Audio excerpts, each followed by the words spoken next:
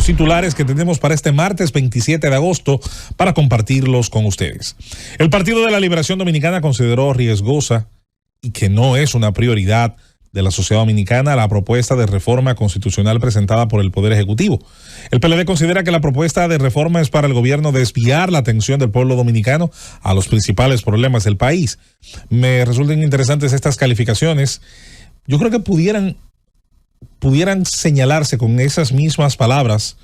Yo creo que el 99% de las reformas constitucionales, incluyendo la del propio PLD en el 2015, con el presidente Medina buscando la reelección, o la del 2010, que tiene un grupo de flores, pero ninguna tiene raíces.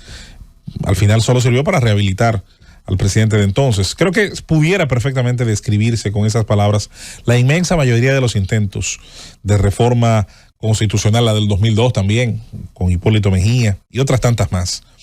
El presidente Luis Abinader reaccionó a las críticas de Danilo Medina a su reforma constitucional, recordándole que intentó imponer la reelección del 2019, intentando extender un periodo más y hacer o no valer el transitorio que había sido colocado en el año 2015, o simplemente colocar un periodo más a su alcance.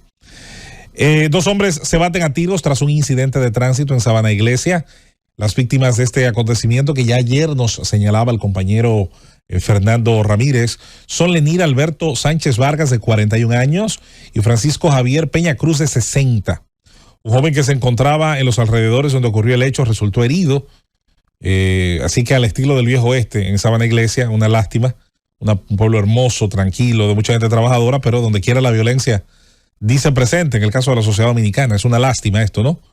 El presidente Luis Abinader presentó este lunes los avances sobre la reforma al Código de Trabajo. Entre las propuestas consensuadas figuran la incorporación al teletrabajo, el incremento de la licencia de paternidad y la mejora del trabajo doméstico. Ojalá que entre estas reformas se haya pensado en el empleador. Es normal que se intente generar equilibrio, y qué bueno, sobre todo mucha gente trabajadora que precisa mejores compensaciones. Creo que esto es importante, mejorar las condiciones también de los que trabajan a distancia. Pero por ahí siempre es importante recordar la naturaleza del empleo, sobre todo en una economía de mercado. Lo decimos porque mucha gente se le va la mano pensando que es el momento de exigirlo todo sin pensar qué se va a dar a cambio para mejorar productividad, mejorar puntualidad, mejorar cumplimiento, mejorar aspectos necesarios para también mejorar la producción de riqueza, que luego es la que se redistribuye a través del salario. La Junta Central Electoral ordena investigar supuestas declaraciones de niños haitianos. Tomó tiempo, pero qué bien. La Junta Central Electoral ordenó realizar la investigación minuciosa y exhaustiva en torno a las denuncias de supuestas declaraciones de niños haitianos como dominicanos, disponiendo el levantamiento de la información estadística fidedigna relativa a los nacimientos registrados en el registro civil. Si esto tiene valor de verdad, como algunos creemos, si esto tiene valor de verdad, como algunos sospechamos, muy posiblemente se va a encontrar un camino directo hacia ciertos actores, activistas de este tipo de cosas. Porque esto no surge solo. Esa no es una creatividad de niños, hijos de inmigrantes ilegales.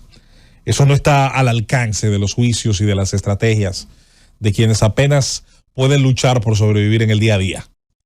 Y si se investiga, y si la investigación tiene realmente seriedad, aquí los caminos van a ser encontrados para los mismos que hacen un trabajo temprano cada año escolar, y que conste, no quiero decir que con eso todo el motivo de la falta de cupo sea por eso, pero hay un trabajo temprano que se hace por parte de agencias que saben muy bien a quién obedecen y quién les paga con respecto a estos temas. A nivel internacional, el primer ministro de Haití se reunió con el embajador estadounidense en el país, Dennis Hankins, y con el experto en cuestiones electorales, Sidi Diawara, para tratar sobre las próximas elecciones en ese país. CARICOM se puso a disposición para observar los próximos comicios.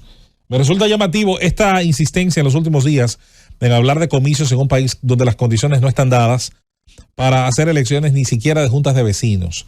Haití tiene una problemática no solo de violencia que no ha terminado, que no ha culminado, y que deberá ser enfrentada por las fuerzas policiales que han llegado de otros países, esencialmente el caso de Kenia, y que deberán supuestamente llegar de naciones del CARICOM también, sino que tiene un problema grave de registro civil actualizado y fidedigno, y eso toma tiempo. Así que Qué pena que otra vez están mareando al pueblo haitiano.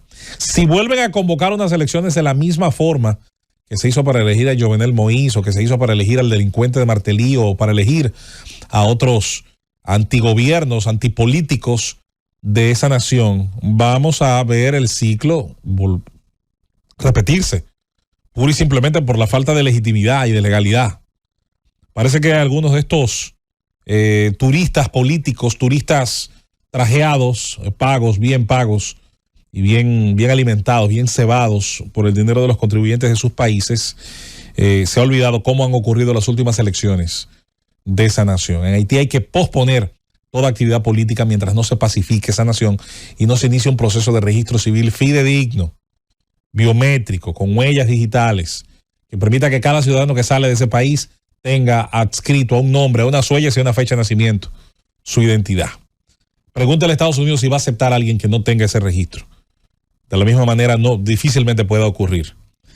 Las fuerzas rusas golpearon a Ucrania con ataques masivos en los Oblats, que son las divisiones políticas ucranianas. En 15 de los 24 hubo ataques con misiles y drones. Hubo hasta ahora 4 bajas civiles, según se ha dicho, aunque hay centenares, decenas se dice de heridos.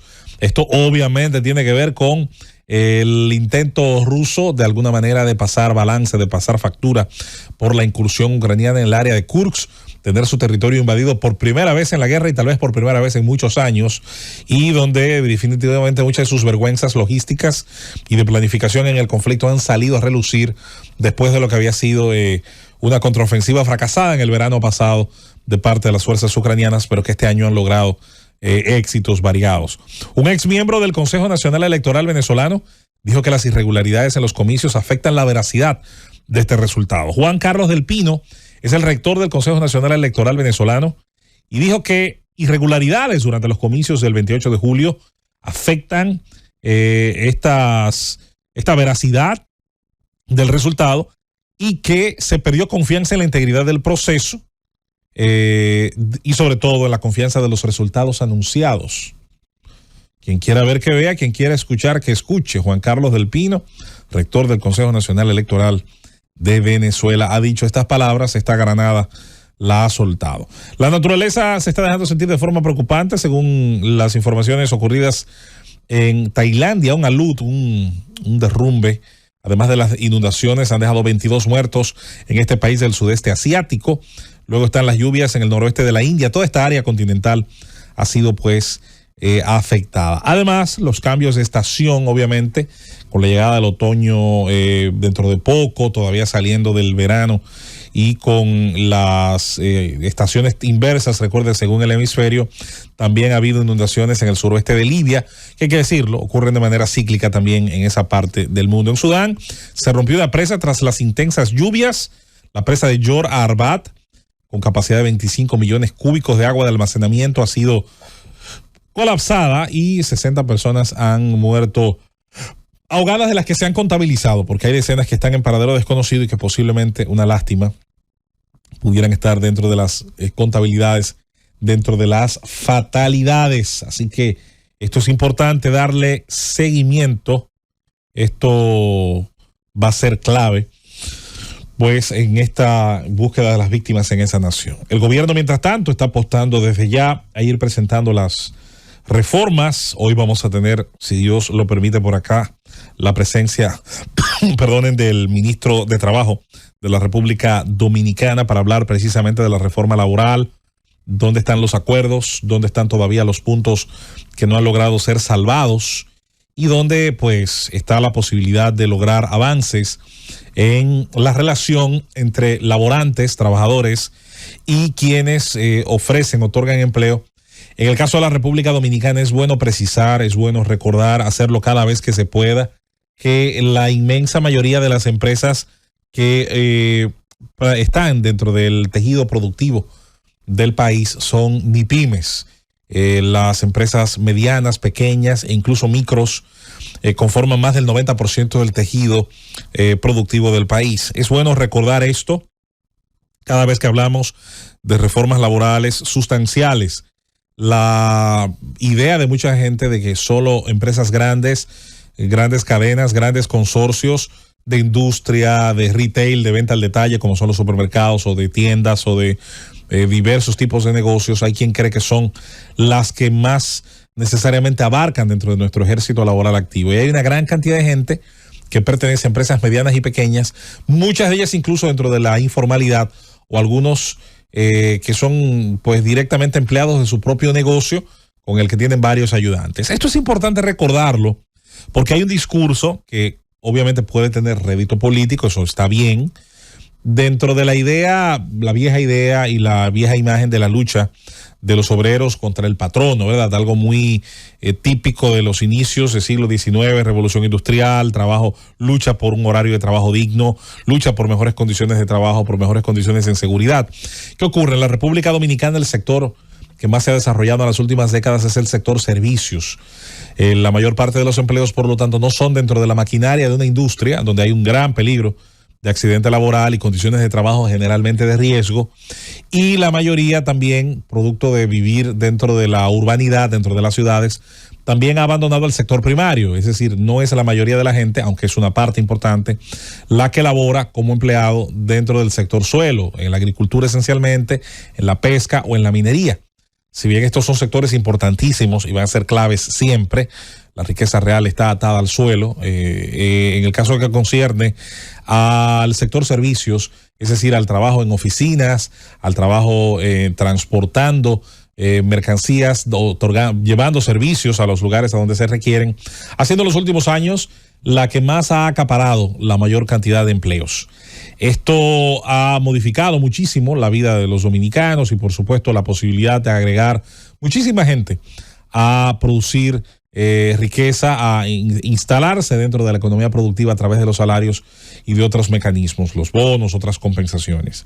Todo proyecto entonces de reforma laboral que procure mejorar esas condiciones, yo creo que es bienvenido.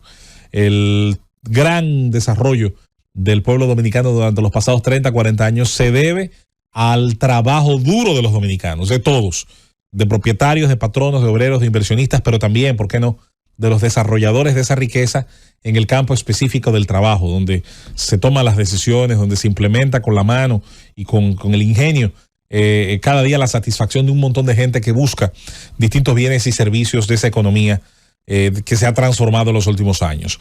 Por eso hay que tener mucho cuidado, y hay un extraordinario artículo del doctor Jaime Aristi Escuder, un artículo que ayer salía en la prensa escrita y del cual él de alguna manera pues también ha tocado en sus análisis, tanto sabatinos aquí en la Z101 en su espacio de consulta económica, como los lunes en su aparición, en su segmento también del Gobierno de la Mañana el día de ayer vía telefónica. Hablaba sobre el tema del salario mínimo. Mucha gente se pone las manos en la cabeza cuando se tocan estos temas sobre la cesantía, pero es bueno recordarle a todos ellos que si vamos a discutir condiciones económicas y de empleo, hay que hablar obviamente de la economía y de los factores que influyen en ella.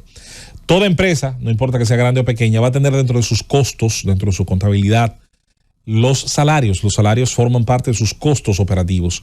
Mientras más grande es la empresa, un cambio a favor, un incremento de sus salarios, tendrá mecanismos cómo hacerle frente. Generalmente podrá hacer algunos sacrificios dentro de sus costos, dentro de sus otros costos, y podrá hacer ingeniería que traspase ese incremento de salarios a las nóminas de sus empleados. Podrá también incrementar directamente los precios, ajustar ese mismo incremento que le hace a los salarios de sus colaboradores, incrementarlo directamente de los precios que le pone a sus bienes y servicios. Eso automáticamente genera inflación, le genera a los consumidores una elevación de los precios con los cuales adquieren cosas a las que están acostumbradas. La otra posibilidad es, sin incrementar los precios y tratando de mantener los mismos rendimientos, disminuir la nómina de empleados. Ocurre en muchas ocasiones, termina produciendo entonces unas condiciones idóneas para los que se quedan trabajando, pero termina produciendo cero empleo para los que son despedidos y van ahora a un mercado incierto a tratar de encontrar empleo en mejores condiciones o iguales condiciones. De manera que con eso hay que tener cuidado. Luego está el tema para las empresas medianas, pequeñas, micros, que no tienen tanto margen de maniobra que no tienen tanta estructura para desde aquí recortar y asignar luego mejores salarios. Con esas hay que tener un poco más de cuidado. Hay que tener un poco de cuidado porque un incremento de costos de un porcentaje a veces ínfimo, esa es la diferencia entre la vida o la muerte de un negocio mediano o pequeño. Son los empresarios medianos y pequeños, propietarios, accionistas, socios de estas empresas, los que más creatividad necesitan en el día a día para intentar sobrevivir, hacer peripecias, hacer maniobras, para intentar equilibrar entre sus entradas y sus gastos y tratar de mantenerse, acudir al crédito, ya sea de la banca solidaria, de la banca estatal o de la propia banca privada, o incluso de los propios prestamistas que hay en el mercado, que todo el mundo sabe en qué condiciones otorgan créditos y lo que cuesta luego tener ese capital, el que luego hay que pagar también haciendo un diseño, un cambio en la estructura de los costos. De manera que es importante siempre ser minucioso, ser cuidadoso. Sabemos que en el Ministerio de Trabajo hay profesionales de una gran calidad y de grandes condiciones. Sin embargo, es bueno en estas cosas tratar de evitar sobre todo la caída siempre de la semilla del discurso demagógico, del discurso de la guerra de clases, en el que mucha gente vive hace 50, 40 años atado y no termina de evolucionar, y donde definitivamente pues necesitamos pues dar un paso hacia adelante. Las mejores condiciones para los que generan riqueza, sí. Empleados, socios, propietarios, para todos. Eso será clave al momento de lograr estas reformas, pero también lograr las compensaciones. ¿Cómo mejoramos la productividad? ¿Cómo mejoramos las horas que se pierden en un transporte masivo colapsado, mal diseñado, desgastado y donde se pierden muchas horas útiles de la generación de riqueza? Las condiciones en las que muchos de nuestros empleados se retiran, en las condiciones en las que el ahorro no es hoy por hoy promovido. Incluso somos uno de los pocos países que tiene impuestos al ahorro. Vaya a ver si eso ha servido de algo alguna vez. Vámonos de inmediato. Tras esta introducción al Gobierno de la Mañana, Gobierno de la Z101, de este martes 27 de agosto. Cuando retornemos, estaremos entrando de lleno junto a nuestros compañeros en nuestra ronda de comentarios y temas de este día de hoy. Acompáñenos en la construcción una vez más de esta revista, la más completa de los medios de comunicación de la República Dominicana. Llévatelo, Cundo.